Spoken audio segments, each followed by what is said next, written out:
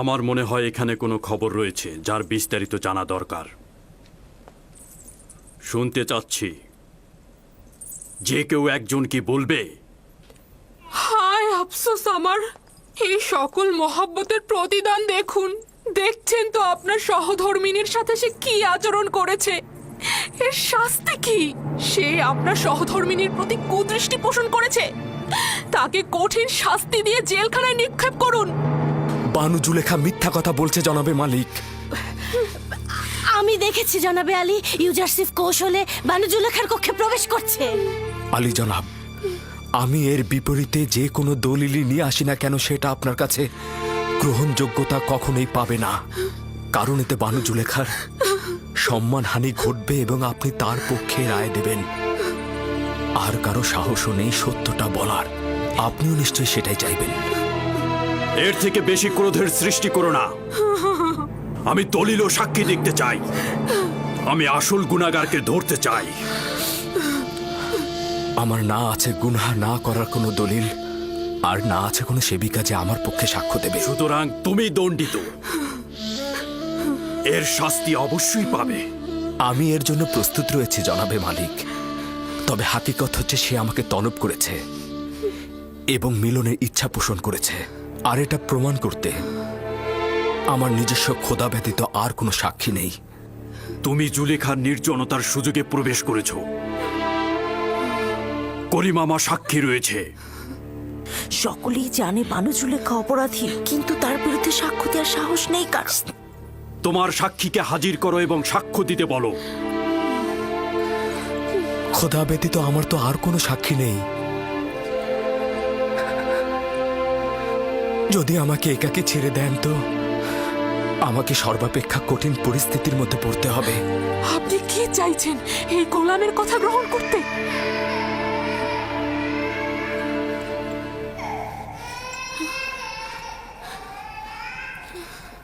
যদি নিজেকে নিষ্পাপ প্রমাণ করতে না পারো তাহলে এই মুহূর্তে প্রাণ বিসর্জন দেওয়ার জন্য প্রস্তুত হও। জনাবে আলী, আমি নিজে দেখেছি ইউজারসিফ রাজমহলের দিকে আসছিল। আসবার পথে সে বাচ্চাটির সঙ্গে খেলা করে এবং তারপর কৌশলে এই সপ্ত দরজা দিয়ে ঢুকে একটা একটা করে দরজা বন্ধ করছিল। আমি নিজের কক্ষে বিশ্রামরত অবস্থায় ছিলাম। তাকে নিজের শিয়রে দেখে চিৎকার করে সাহায্য চাইছিলাম, আর তখন সে পালাতে লাগলো। রুদামুনকে এখানে রাখো। ইউজারসিফের উচিত এখানেই শাস্তি পাওয়া।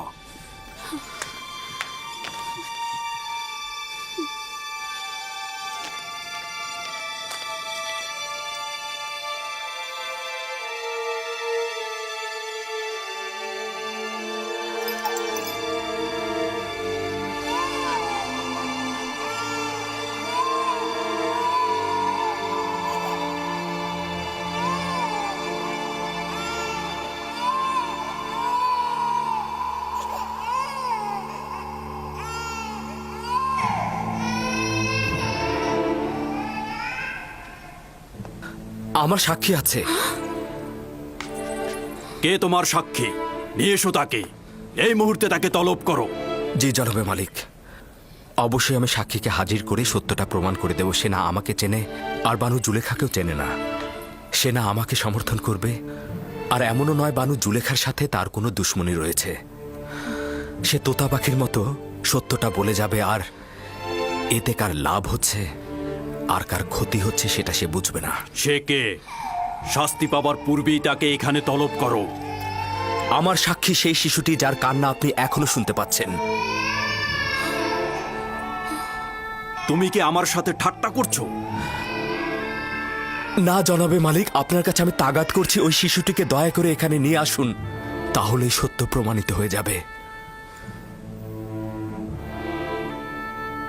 একজন নবজাতক সাক্ষী দেবে? সে তো এখনো কথা বলতেই শেখেনি। ঠিক আছে, বলুন তাকে নিয়ে আসতে।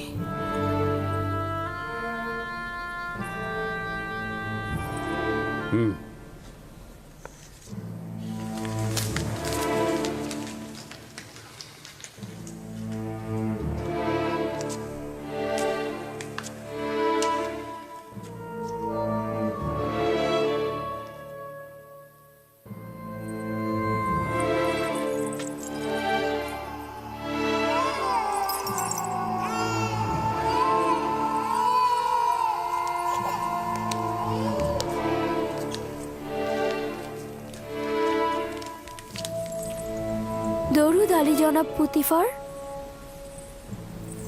সে আমার ফুফাতো বোন সিতেনে এবং তার সন্তান কিসেন।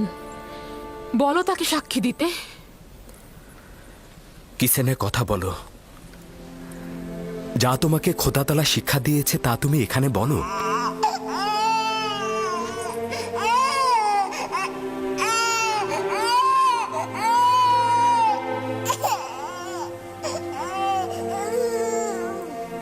বলো কিসিনে।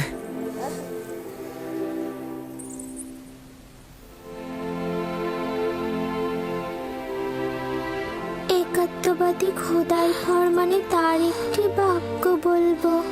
পিরান সামনের দিক থেকে ছেঁড়া থাকলে জুলেখা নিষ্পাপ, ইউসুফ গুনাহগার। আর যদি পিরান পেছনের দিক থেকে ছেঁড়া থাকে তবে জুলেখা পাপী, ইউসুফ নিষ্পাপ।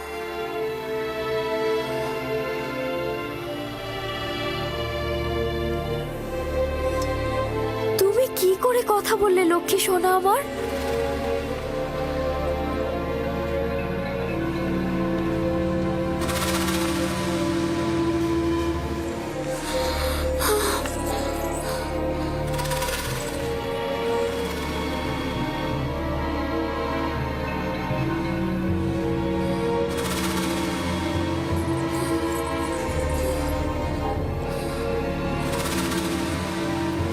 তুমি নিজের কান্না দ্বারা আমাকে ধোঁকা দিতে চেয়েছিলে। আসলে নারীদের প্রতারণার ফাঁদ খুবই বিশাল।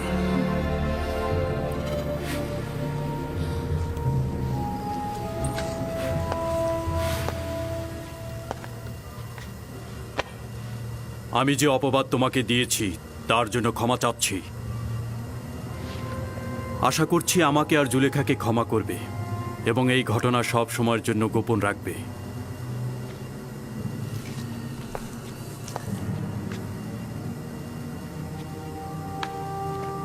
কারো অধিকার নেই এই ঘটনা সম্পর্কে কাউকে কিছু বলার। যদি এই ঘটনা কেউ প্রকাশ করে থাকো তাহলে তাকে কঠিন শাস্তি দেব। চলে যাও।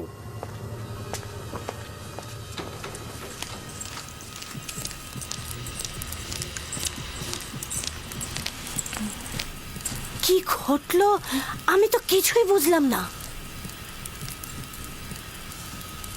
একটা শিশু কিসেনে, সিতেনের সন্তান, সে কথা বলেছে এবং সবকিছু প্রকাশ করেছে। একজন নবজাতক শিশু কি করে কথা বলতে পারে? কিন্তু সে তো বলল।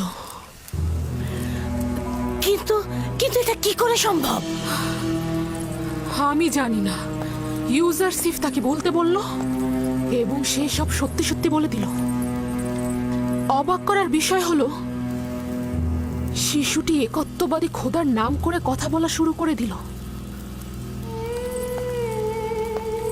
এটা জাদু। যদি বাচ্চাটি কথা বলেও থাকে তার জাদু ব্যতীত আর কিছু না। ইউজারসিফকে যা দেখছেন সে আসলে তা নয়। সে জাদুকর। সে বাচ্চাটাকেও জাদু করে ফেলেছে।